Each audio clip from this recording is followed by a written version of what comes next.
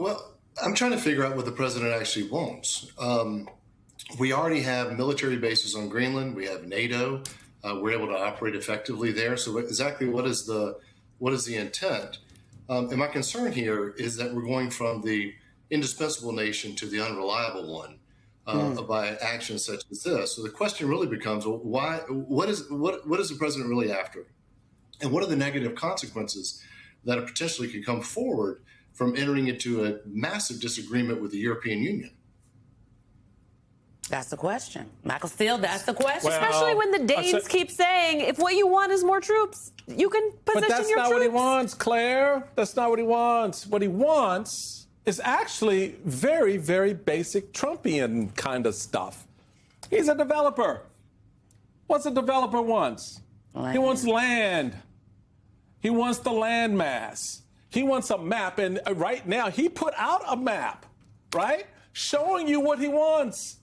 He wants the U.S. flag on Greenland. He wants the U.S. flag on Canada. He wants to show that he expanded the global footprint of the United States, that he got more land.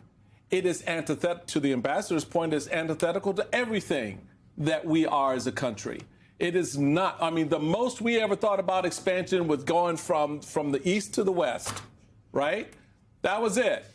We didn't even bother to go south into Mexico after our fight with them over the middle of the country. We were like, okay, we good. Just draw the line here. But that's not Trump. And so this for me in the moment, Claire, is where, for me, the test is leadership. And I want you to listen to someone who I thought expressed some leadership on the global stage today. He's known as the governor of California in his comment to world leaders about their complicity to Donald Trump. I can't take this complicity. People rolling over. I should have brought a bunch of knee pads for all the world leaders. I mean, handing out crowns and I mean, this is pathetic. Nobel Prizes that are being given away.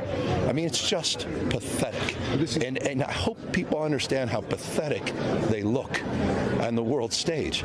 I mean, at least from an American perspective, it's embarrassing. So from an American perspective, it looks pathetic what the world leaders are doing. I can only imagine what we must look like to them. Yeah, worse. And Michael, I think it's time we acknowledge that this man is driven by a singular need for attention, accolades, and tributes. There is no difference. There's absolutely no difference between him wanting his name on Greenland and him wanting his name on the Kennedy Center and him wanting to pretend that he is some kind of world leader for peace. That's all he wants. And the irony of this is that, will Europe stop him? Will there be a war? Will we lose American young people in battle over this egomaniac's trip down vanity lane? Will Congress stop him? It's getting worse. Will the members of Congress stop him? Or will it take the American people to stop him? And I got to tell you, what he's doing right now with the tariffs is really hurting the American economy. And it will have long-lasting impacts, not just on the farmers who all voted for him, but on the small businessmen throughout the South that voted for him, by the people who are trying to hang on to manufacturing when they can't. And the irony is where he is weakest right now is the economy.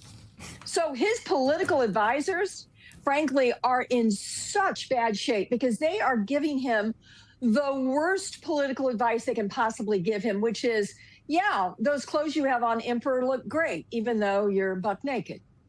Claire, when you say that you think Congress can stop him, there are two headlines that immediately draws to my attention. One, this one from Fortune, Democrats think a war powers resolution limiting Trump on Greenland would get more GOP votes than the one for Venezuela. I want you to weigh in on that. And also, at the same time, Senator Markey calling for the 25th Amendment. When you imagine Congress stopping this president, what do you imagine that mechanism is? Well, keep your eyes on Tom Tillis. Tom Tillis has said some pretty strong things over the last few days. Something about the straws that are breaking the camel's back, about the Republicans that are not going to go along with this. And Tom Tillis can grind the Senate to a halt almost single-handedly. And he's going to have a few helpers. He'll have Collins, and he'll have Murkowski, and he'll have, frankly, Rand Paul.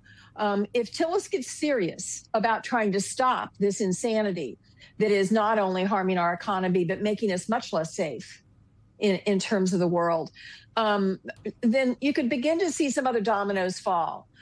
Frankly, the 25th Amendment is a sloppy, messy way to do it. You know, how about just Article 1, guys? How about just read the first article of the Constitution, that you're the ones that have the power to declare war and you're the ones that have the power to appropriate. Get off your ASS and do your job under the Constitution that you took an oath to. It's not that complicated.